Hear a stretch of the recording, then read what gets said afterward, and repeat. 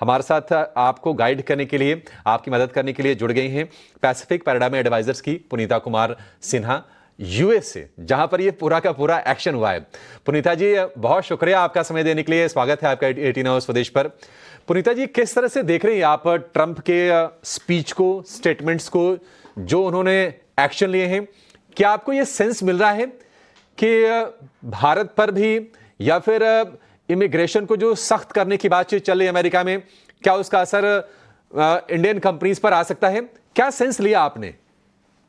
देखिए, पहली बात तो यह है कि प्रेसिडेंट ट्रम्प से अभी बहुत एक्सपेक्टेशंस हैं यूएस में कि वो यूएस इकोनॉमी को और बेहतर करेंगे, इमिग्रेशन रिफॉर्म्स करेंगे, टैक्स कट्स करेंगे।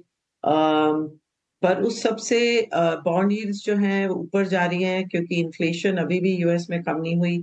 तो अगर यूएस के बॉन्ड यील्ड्स ऊपर जा रहे हैं तो उससे इंडिया में भी करेंसी पे इम्पैक्ट आ रहा है और दिख रहा है हमको कि करेंसी रुपी वीकन हो रहा है और उससे जो थोड़ा बहुत बेनिफिट मिलेगा एक्सपोर्टर्स को, वो बेनिफिट रिस्क पे भी जा सकता है क्योंकि अगर प्रेसिडेंट ट्रम्प ने टैरिफ्स बढ़ा दिए तो जो भी रुपी वीकनेस से एक्सपोर्टर्स को राहत मिल रही है वो टैरिफ्स के कारण राहत जा सकती है। पर इसीलिए शायद रुपी भी वीकन हो रहा है क्योंकि वो एंटिसिपेट करेंसीज ग्लोबली एंटिसिपेट कर रही है कि टैरिफ इंक्रीजेस होंगे और इसलिए एक्सपोर्ट कंपेटिटिवनेस को देखते हुए उनकी करेंसीज भी वीकन हो रही है। तो एक तो ये इम्पैक्ट हम देख रहे हैं इंडिया पर। दूसरा इम्पैक्ट, अगर तो फेड ने रेट कट्स स्लो कर दी और अभी नहीं करे तो हो सकता है यहाँ पर इंडिया में भी रेट कट्स स्लो हो जाए और ग्लोबली थोड़े स्लो हो जाए क्योंकि इन्फ्लेशन ग्लोबली एक थोड़ा अभी भी इशू है। हालांकि इंडिया में फूड इन्फ्लेशन हाई है और बाकी चीजों में इतना प्रॉब्लम नहीं है। थर्ड, हम लोग के जो कंपनीज हैं यूएस में बेस्ड इंडियन कंपनीज, उनके ऊपर वीजा नॉर्म्स शायद और स्ट्रिक्ट किए जाए। पिछली बार प्रेसिडेंट ट्रम्प जब पावर में थे तो H1 Indian IT services companies को खूब सारे डिपेंडेंसी H1 भी हटाकर लोकल हायर्स पे करनी पड़ी थी। तो इस बार मालूम नहीं क्या होगा, पर हो सकता है कि लोकल हायर्स पे फिर थोड़ा एम्फोसिस और बढ़ जाए। अम, अब फॉरेन इन्वेस्टर्स जो हैं वो क्या करेंगे?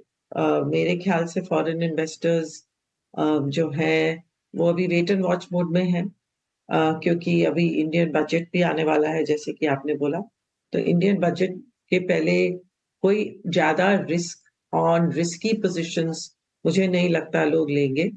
पर अभी जो माहौल है यूएस में वो है कि प्रेसिडेंट ट्रम्प से बहुत सारी उम्मीद लोग रख रहे हैं, बिजनेस फ्रेंडली जो कंपनीज हैं जिनको मतलब बिजनेस बिजनेस लोगों को बहुत एक्सपेक्टेशन है। एब्सोल्युटली। पुनीता जी, स्वागत है आपका 18 आवर्स स्वदेश पर। अपना समय देने के लिए शुक्रिया। Mansi this side, Trump 2.0 across the globe किस तरह के सेंटिमेंट्स बनेंगे इस पर तो फोकस है ही, लेकिन सवाल ये भी है कि जिस तरह से चीन पर उन्होंने बयान दिया है, इज इट सफाइस टू से और would it be a fair assumption कि प्रेशर जो चीन पर है वो बरकरार रहेगा या फिर नरेटिव टुवर्ड्स चाइना चेंज भी हो सकता है? Why I would ask this is because अब हम इनवर्ड्स ही देख रहे हैं सप्लाई चेन को लेकर और पर्टिकुलरली डिपेंडेंट नहीं है किसी भी इकोनॉमी या चाइना को लेकर। So what is your stance on this? तो चाइना को लेके जो करंट गवर्नमेंट है वो स्टेटमेंट्स तो काफी एंटी चाइना बना रही है, पर एक ये भी पॉइंट ऑफ व्यू है कि चाइनीज कंपनीज पे चाइनीज कंपनीज और चाइनीज लॉबी ये भी प्रूव कर रही है कि जो यूएस को बेनिफिट्स मिल रहे हैं और ज्यादा कंपनीज यूएस जो है जितना इंपोर्ट कर रहा है चाइना से उससे कहीं ज्यादा यूएस चाइना को एक्सपोर्ट भी कर रहा है, एक ये लॉबी भी बन रही है। तो आई थिंक इसीलिए जो पहले उनकी कमेंट्री ज्यादा वो थी स्ट्रांगली एंटी चाइना, अब थोड़ी थोड़ी मेलो हो गई है। तो मॉडरेट आई थिंक मॉडरेशन में वो जरूर टैरिफ से आप कुछ तो मेजर्स चाइना के खिलाफ लेंगे, शायद इतने सख्त नहीं हो जितने के लोगों ने पहले सोचा था, बिकॉज वो एक्चुअली डेटा जो दिखा रहा है उसमें ये भी इमर्ज कर रहा है कि इतना ज्यादा चाइना पे जो हम यूएस में इंपोर्ट्स हैं वो कहीं, और यूएस में कई सारी चाइनीज कंपनीज लिस्टेड भी हैं, तो आई थिंक ये बैलेंस उनको बनाना पड़ेगा। ठीक है। प्रीता मैम, मैं यूएस से वापस इंडिया में आ जाता हूँ और अब 10 दिन बाद जो इंडियन बजट आने वाला है, सेंट्रल बजट, आप मेरे को बता सकते हैं कि आपकी उसको लेकर रीडिंग क्या है, किस चीज़ पे ज़्यादा फोकस हो सकता है और उसका इम्पैक्ट मार्केट्स पे क्या आएगा? देखिए, मैं तो नहीं जानती कि क्या होगा, ना मैं प्रिडिक्ट करना चाहूंगी। मैं सिर्फ ये देख रही हूँ कि कौन सी सेक्टर्स इन द इकोनॉमी में थोड़ा स्ट्रेस है।